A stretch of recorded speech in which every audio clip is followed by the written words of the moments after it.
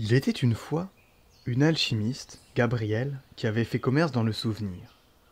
Elle avait trouvé le moyen de synthétiser des morceaux de mémoire, de leur donner une forme physique et de les contenir dans des bouteilles.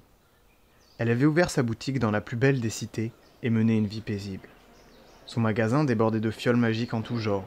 Il y avait des étagères pour tout. Moments joyeux, tragédies, romances, batailles, aventures. Il suffisait de verser le contenu sur soi. Une parfaite alternative à l'huile de bain. Les sages y venaient pour s'enrichir des plus grands voyages, les autres pour diluer un peu leur bien dure existence. Quelquefois, pour renouveler son stock, Gabriel partait en voyage de 3 mois à la rencontre du monde pour récolter les plus folles histoires. Le processus n'avait aucun coût pour les possesseurs originels des souvenirs, il fallait juste qu'ils soient d'accord pour les partager. Un matin, Gabrielle venait de rentrer d'un long voyage. Elle prépara les fioles et puis les ordonna sur les étagères. Alors qu'elle rangeait le rayon, souvenir heureux, elle fit un mauvais pas et l'escabeau sur lequel elle était tomba, entraînant Gabrielle dans sa chute, ainsi que toutes les fioles. Une explosion de vapeur fit vibrer la pièce. Les mémoires s'engouffrèrent dans l'esprit de Gabrielle, qui fut doté d'un coup d'une centaine d'instants joyeux. Entre souffrance et jouissance ultime, c'était intense, et trop. Gabrielle s'évanouit.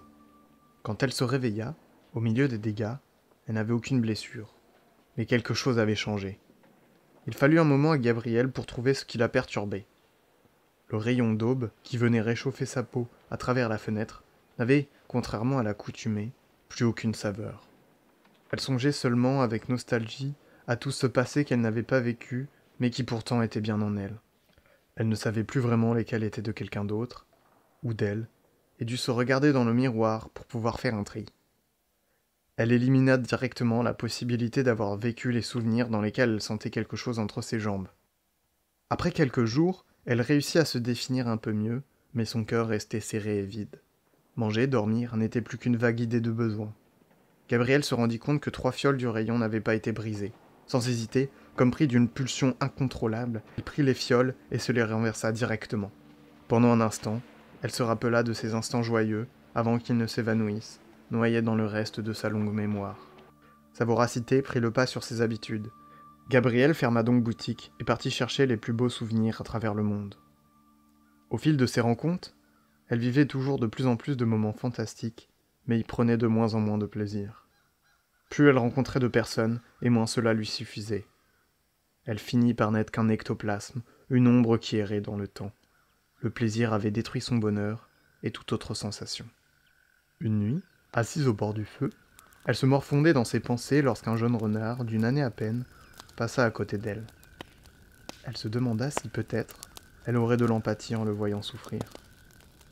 Elle prit un couteau, et d'un mouvement sec et précis, lui arracha ses intestins de son corps, et tua le pauvre animal.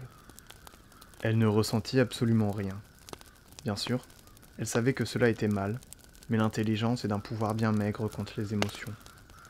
L'infime partie d'elle, qui avait encore une humanité, lui indiqua qu'il fallait réagir.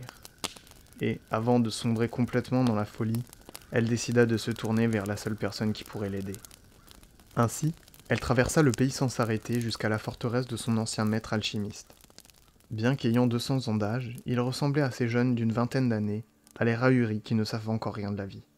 Lorsque Gabrielle lui expliqua la situation, il fit une interjection pour signifier qu'elle réfléchissait, et puis dit « J'ai peut-être une solution, mais elle n'est pas plaisante à entendre. Il y aura un sacrifice à faire. Lequel ?» demanda Gabrielle. « Eh bien vois-tu, cher ami, répondit le maître, je sais comment extraire des souvenirs, les effacer de la mémoire, mais cela est plus facile lorsqu'il y en a peu. Toi, tu as fini par mélanger réalité et fausses notes.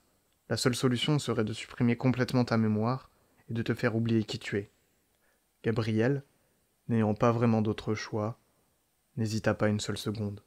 « Très bien, conclut le maître. Nous pourrons commencer demain. Il va falloir t'endormir pendant 3 jours pour le processus. Je te conseille d'écrire tes mémoires, enfin celles que tu veux garder dans des cahiers. J'en ai fait amener dans ta chambre. » Gabrielle se dirigea dans sa chambre et suivit les conseils de son maître. Le lendemain, le maître l'endormit et le processus put commencer.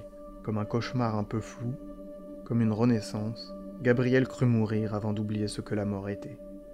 À l'aube du 3e jour, une jeune femme se réveilla dans un lit qu'elle ne connaissait pas. Elle essaya de se rappeler comment elle était arrivée ici, et se rendit compte qu'aucun souvenir, quel qu'il soit, ne lui revenait à l'esprit. Elle pensait devoir peut-être s'en inquiéter, mais pourtant ressentait une certaine quiétude embellie par la chaleur du soleil qui venait caresser son visage. Elle aperçut un texte écrit à la main, sur le bureau de la chambre. Elle s'en approcha calmement. Il n'y avait qu'une chose marquée dessus. Tu n'étais personne. Maintenant, choisis qui tu veux être.